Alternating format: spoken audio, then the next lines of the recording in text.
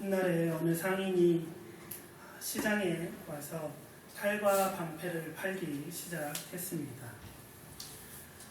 먼저 방패를 들고 이렇게 큰 소리로 이야기합니다. 이 방패는 세상에서 제일 강한 방패입니다. 어떤 무기로도 이 방패를 뚫을 수는 없습니다. 라고 큰 소리로 자랑을 합니다.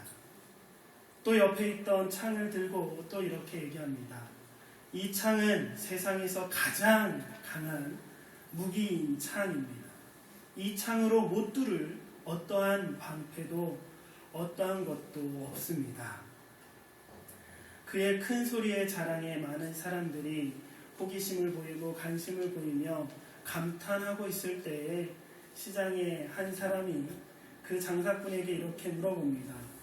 여보셔, 그러면 그 창으로 무엇이든지 뚫을 수 있는 그 창으로 무엇이든지 막을 수 있는 방패를 공격한다면 어떻게 됩니까? 그 사람의 질문에 호기심을 보였던 많은 사람들은 웃음을 띠고 그 장사꾼은 고개를 들지 못하고 후다닥 창과 방패를 챙겨들고 그 시장을 도망치듯 그렇게 나왔다라는 이야기가 있습니다. 이 이야기를 통해서 모순이라는 단어가 생겨났습니다. 우리에게는 얼마나 모순된 행동과 말을 많이 하는지 모릅니다. 세상 모든 사람들은 편하게 살려고 힘들게 일을 합니다. 죽지 않으려고 죽도록 일을 하죠. 어떤 사람이 새들이 살고 있는 나무를 베어다가 새 집을 만들어 줍니다. 우리는 어쩌면 이와 같은 모순된 삶을 살고 있지 않을까 생각해 봅니다. 우리는 평소에도 남들의 잘못을 이야기하며 쉽게 자기 모순에 빠지기도 합니다. 제가 병실에서 전도를 하고 같이 신방을 하다 보면 불교 신자나 천주교 신자분들에게 이런 모순적인 말을 듣곤 합니다. 이렇게 말을 합니다. 모든 종교는 다 좋습니다. 여기에도 진리가 있고 저쪽에도 진리가 있습니다. 나는 그 사실을 믿고 나는 그 사실을 존중합니다. 그런데 왜 기독교만, 유달리 기독교만 왜 자기만 옳다라고 얘기합니까? 왜 예수님만 믿어야 구원받는다라고 주장하는지 나는 도대체 이해할 수 없습니다. 그래서 나는 기독교가 싫습니다. 분명 그들은 다른 종교에 있는 진리를 믿고 존중해 준다고 말은 했지만 우리 기독교가 믿고 있는 유일신 사상, 정말 예수님만이 구원이라는 그 신앙을 존중해 주지 않습니다. 그것이 우리의 교리이고 신앙이고 믿음임에도 불구하고 자신들이 믿고 있는 다신론을 우리에게 강요하고 있습니다. 기독교는 편협하다고 말을 하면서 편협하게 기독교를 몰아세웁니다. 정말 그들이 다신론 사상으로 그 신앙으로 다른 종교를 존중해 준다면 우리 기독교의 유일신 신앙과 우리 예수님만이 참된 진리라는 우리의 이 신앙을 있는 모습 그대로 존중해 주어야 할 것입니다. 이와 같은 모순된 다신론 사상으로 빠진 그들뿐만 아니라 기독교 안에서도 점점 그 수가 늘어가고 있습니다. 모순된 말과 행동을 자주 하는 사람은 마치 창과 방패를 팔았던 장사꾼처럼 고개를 들지 못하고 숙이며 도망해야 할 만큼 창피를 당하게 될 것입니다. 죄인이고 연약한 인간이기에 사실 우리 모두도 이 모순된 행동과 모순된 말을 자주 하며 살아가는 것 같습니다. 그런데 더 큰 문제는 우리의 모순된 말과 행동보다 더 큰 문제는 완벽하신 하나님과 그분의 말씀을 볼 때에 많은 모순이 있다라고 생각하고 말하고 그렇게 주장한다라는 것입니다. 성경에는 너무나 많은 모순이 있기 때문에 이 성경책은 도저히 하나님의 말씀일 수가 없다라고, 그리고 이렇게 많은 모순이 있는 하나님은 존재하지도 않는다라고 그렇게 비방합니다. 세상 사람들뿐만 아니라 하나님을 믿고 있는 신앙인 우리들도 때로는 우리의 어려움 앞에 하나님께서 모순된 행동을 보이는 것처럼 느껴져서 하나님 앞에 불평불만하고 하나님을 이해하지 못할 때가 많이 있죠. 우리 인간은 수많은 성경의 모순된 부분을 다 찾아서 평생을 걸쳐서라도 어떻게 헤아릴 수 없습니다. 이해할 수도 없습니다. 왜냐하면 피조물인 우리가 창조주이신 그 하나님을 다 이해할 수 없기 때문입니다. 하나님은 우리가 머리로 이해해야 할 논리의 대상이 아니라 믿음의 대상인 줄 믿습니다. 그러나 한 가지 오늘 우리가 꼭 풀고 넘어가야 할 문제가 있습니다. 그것은 하나님의 속성에 관한 모순된 문제입니다. 하나님의 속성에 관한 이 큰 모순을 어떻게 완벽하게 풀어지는지 우리는 깨닫는다면 나머지 다른 성경의 말씀의 문제, 나머지 내가 살아가면서 신앙생활하면서 주어지는 그 문제를 하나하나 깨달아져 가고 또 풀어져 갈 것입니다. 오늘 본문 말씀에서 말씀하고 있듯이 하나님께서는 죄인을 사랑하십니다. 이 말에 모순이 있는 생각해 보시기 바랍니다. 거룩한 하나님이 죄인을 사랑하십니다. 어떻습니까? 모순이 있어 보입니까? 아니면 전혀 모순이 없는 진리의 말처럼 들립니까? 거룩하신 하나님이 죄인을 사랑하십니다. 우리 하나님은 완벽하게 거룩하신 분이십니다. 0.1%도 실수가 없으시며 악을 행할 수 없고 용납할 수 없는 선한 분이십니다. 구약 성경은 이러한 하나님의 거룩하심을 잘 나타내 보여주고 있습니다. 그러나 우리 하나님은 또한 완전한 사랑의 하나님이십니다. 우리가 다 이해할 수 없고 하나님의 사랑을 도저히 상상할 수 없을 만큼 하나님은 사랑 그 자체이십니다.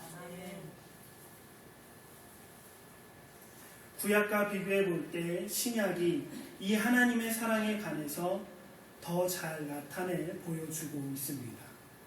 즉 성경은 하나님의 거룩함과 하나님의 이 사랑의 성품에 관하여 구약과 신약으로 나누어 하나님의 그 성품을 잘 보여주고 있습니다. 성경에서 우리에게 전해주듯이 하나님의 그 거룩함과 사랑은 모두 완벽하십니다. 그런데 마치 하나님의 이 두 성품이, 하나님의 거룩함과 하나님의 사랑의 성품이 무엇이든지 뚫을 수 있는 창과 무엇이든지 막을 수 있는 방패처럼 모순된 것이지 않습니까? 어떤 악도 일절 용납하실 수 없는 그 거룩한 하나님께서 죄인을 온전히 사랑하신다니 말이 됩니까? 하나님의 거룩함이 완벽해지려면 하나님의 사랑이 금이 가야 합니다. 반대로 하나님의 사랑이 완벽해지려면 하나님의 거룩함이 금이 가야 합니다. 저는 성경의 수많은 난제 중에 이 문제가 가장 근본적인 문제이지 않을까 생각해 봅니다. 그러나 도저히 해결할 수 없을 것 같은 이 하나님의 성품에 관한 모순을 하나님께서는 해결하셨습니다. 하나님께서는 완벽하게 거룩하시면서 동시에 온전히 완벽하게 사랑이신 분이 되셨습니다. 하나님께서는 어떻게 완벽하게 거룩함과 사랑을 동시에 이룰 수 있으셨을까요? 오늘 본문 로마서 5장 8절의 말씀을 다시 한번 한 목소리로 함께 읽어보도록 하겠습니다. 시작. 우리가 아직 죄인 되었을 때에 그리스도께서 우리를 위하여 죽으심으로 하나님께서 우리에 대한 자기의 사랑을 확증하셨느니라. 아멘. 오늘 본문 말씀은 먼저 우리 모두가 하나님 앞에 죄인임을 말해주고 있습니다. 에덴 동산에서 살았던 첫사람 아담과 그의 아내 하와에게 사단의 유혹을 받아 그들은 죄를 범하고 말았습니다. 그들이 죄를 범했을 때에 하나님께서는 이제 더 이상 그들과 함께할 수 없으셨습니다.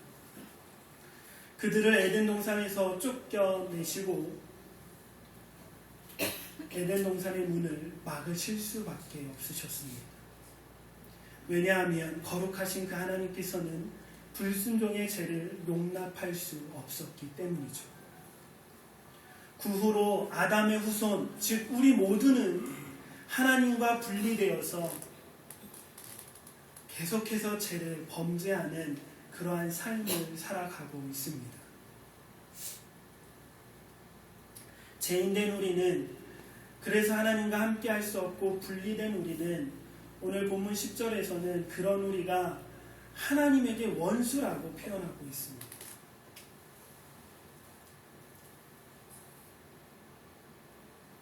그런데 오늘 본문에서 계속해서 말씀하고 있는 중심 주제는 예수 그리스도께서 그런 우리를 위해 죽으셨습니다.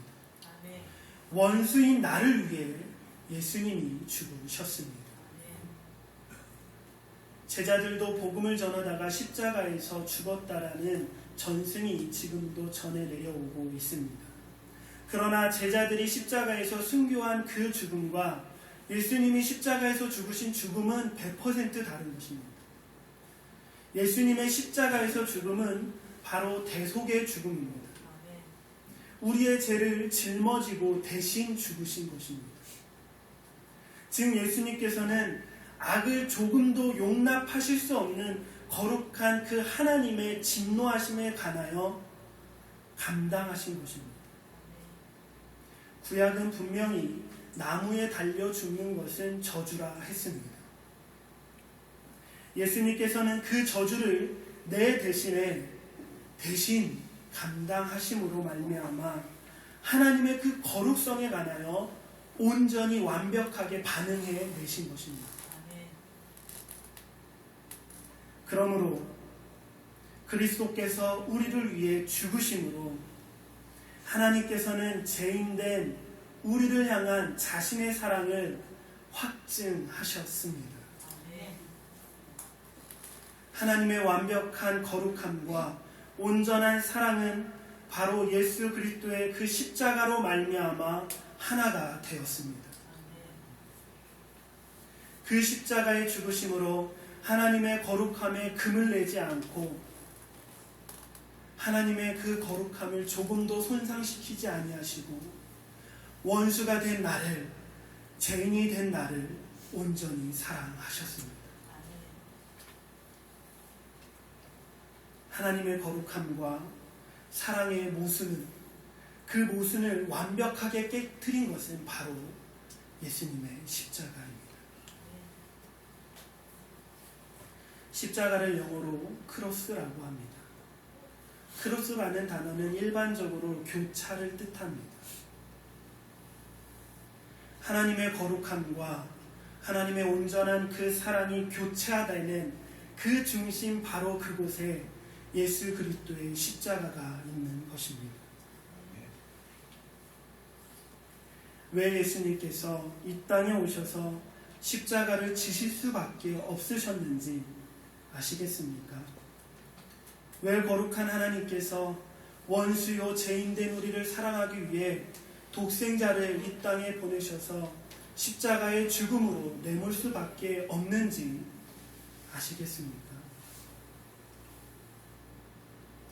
거룩하신 하나님께서 벌레만도 못한 죄인된 우리, 도저히 거룩해질 수 없는 구제불능인 나를 위해, 나를 사랑하시고 나를 구원하시기 위해 유일한 방법은 바로 독생자 예수님이 십자가에서 고난을 받고 십자가를 지고 죽는 것밖에 없었던 것입니다.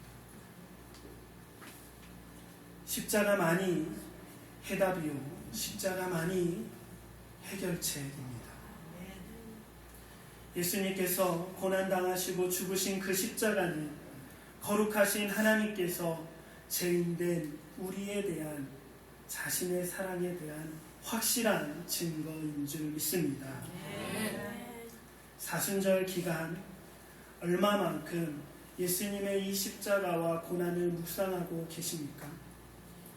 그 고난을 통해 하나님의 사랑을 얼마만큼 생각하며 묵상하며 그 은혜를 누리고 계십니까?